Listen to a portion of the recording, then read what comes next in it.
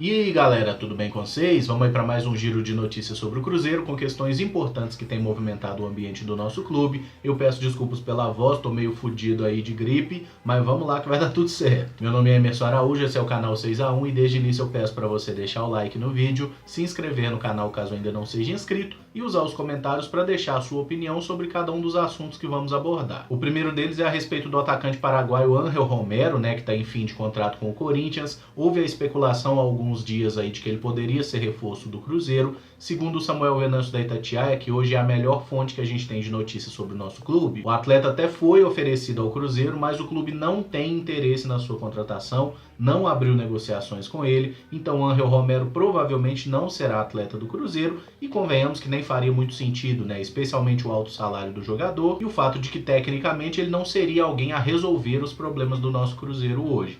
Então, pelo menos ao que tudo indica de momento, a menos que tudo mude, o Romero não vai jogar no Cruzeiro, tá certo? O volante Williams é mais um atleta a acionar o Cruzeiro na justiça, cobrando aí valores não pagos referentes a salário, 13º e férias. O jogador, que foi contratado em 2015 junto ao Internacional por pouco mais de 3 milhões de reais, alega não ter recebido os últimos 3 salários que teria direito no final do seu contrato, que foi em 2017. Segundo a ação que o Williams pede na justiça, ele teria a receber do Cruzeiro um valor superior a 1.700.000 reais. Para quem não lembra, o Williams foi contratado em 2015, participou daquela primeira temporada junto ao Cruzeiro, não foi tão bem assim, mas era até titular. 2016 o Cruzeiro afastou o jogador, não queria aproveitá-lo e ele acabou passando a temporada emprestado ao Corinthians, onde também teve problemas com questões disciplinares. 2017, ainda aí no seu contrato com o Cruzeiro, o jogador foi novamente emprestado, dessa vez ao Goiás, valendo ressaltar que ele tinha um salário de 300 mil reais, segundo inclusive a gente pode apurar por essa ação que foi aberta pelo atleta, 300 mil para o Williams, a gente entende porque que o Cruzeiro está tão ruim de dinheiro hoje. Mas durante o empréstimo ao Goiás, o clube esmeraldino pagava 80 mil reais e o Cruzeiro arcava com 220 mil. É aí aquele exemplo, de como o dinheiro some. Por que os dinheiros das vendas aí de Everton Ribeiro, Ricardo Goulart, do próprio Lucas Silva, e o do Arrascaeta mais recentemente, por que o dinheiro das vendas dos jogadores sempre desaparece de uma forma que ninguém entende? Folha salarial, pagando salários altíssimos para jogadores que não merecem. E o erro não é do jogador, eu acho que o atleta tem mais é que pedir o maior salário possível mesmo. Trouxa é quem aceita pagar. Aí a gente acaba abrindo a discussão a respeito do ex-presidente Gilvan, que tá aí dando entrevistas, todo pimpão, falando aí como se soubesse como que o Cruzeiro pode sair dessa crise atual. Ele convenientemente se esquece de que ele foi um dos grandes responsáveis por botar o Cruzeiro nessa crise.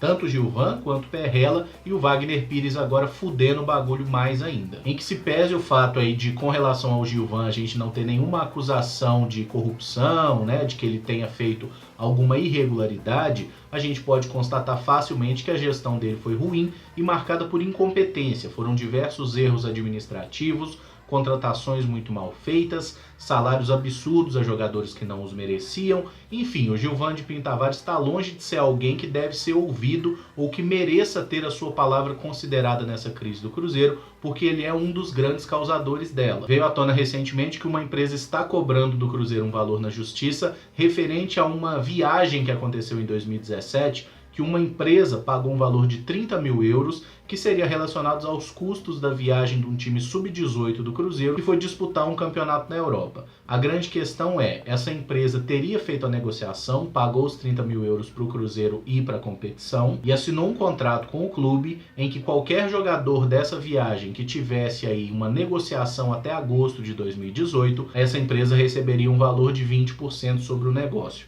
A questão é, alguns jogadores até foram negociados. Um deles é o caso do Vitinho, lateral direito, que foi negociado lá para o Cercle Brugge da Bélgica, e dizem que foi meio que uma ponte para ele ir jogar no Mônaco a partir das próximas temporadas. Aí existe uma certa divergência. O Gilvan, que era o presidente na época, fala que o clube ofereceria 20% de um atleta, a empresa alega na justiça que pelo contrato teria 20% da venda de qualquer um dos atletas que estava na viagem. É uma situação muito complicada, a justiça vai ter que julgar esse mérito, isso deve demorar um pouquinho a ser resolvido aí nos tribunais, mas aí a gente lembra daquela situação, eu até comentei com vocês em vídeo há alguns meses.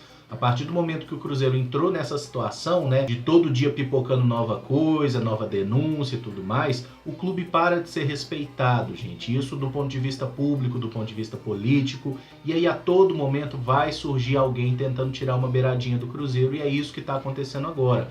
Todo dia sai notícia ruim. E tem uma questão aí a se considerar ainda nessa negociação que o Gilvan fez com o empresário, é de que desde 2015 é proibido se negociar percentual de jogadores com empresas, com empresários, ou seja lá quem for. Só clubes e atletas podem ser donos aí de percentuais. Então é mais uma vez o Cruzeiro mostrando incompetência e no mínimo desconhecimento da lei, porque isso é mais uma coisa que pode dar problema para o clube na FIFA.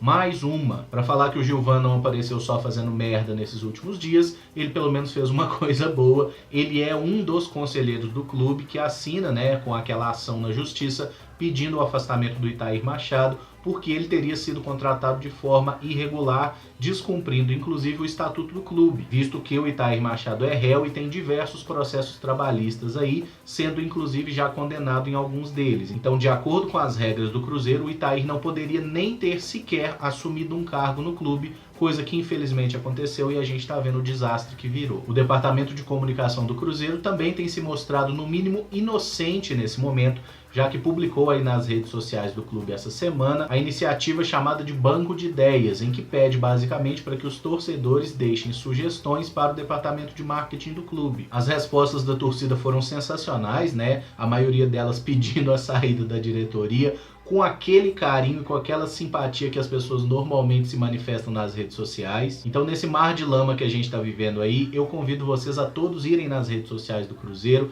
e repararem bem nesse post lá do tal Banco de Ideias, porque é bem divertido ler as respostas da torcida, mostra um pouco como que tá todo mundo indignado, né? Mas ler as respostas da torcida dá pelo menos para tirar um sorrisinho, porque a galera é bem criativa na hora de ofender. E para fechar o vídeo, a entrevista do glorioso Serginho na Rádio 98, que foi ao ar nessa sexta-feira, e sinceramente, foi assim algo de embrulhar o estômago. O cara tem a pachorra de dizer que a diretoria precisa ter tempo para trabalhar, que eles estão agindo para sair dessa situação, e ainda falou que o Cruzeiro vai anunciar 5 patrocinadores até a próxima semana. Sinceramente, eu não me surpreendo dele dizer isso, de tentar esse tipo de desculpinha ou essas saídas evasivas para problemas que ele é um dos causadores. O que mais me deixa espantado é o fato de que algumas pessoas ainda acreditam nesse sujeito. E ainda tentou justificar aí os aumentos salariais que ele recebeu, né? Ele, o próprio Itair, mas ele falou em nome dele, obviamente, falando que foi um desejo do presidente de que os diretores do Cruzeiro recebessem bons salários e que tudo é justificado a partir do momento que ele, Serginho, teria captado grandes parcerias para o clube.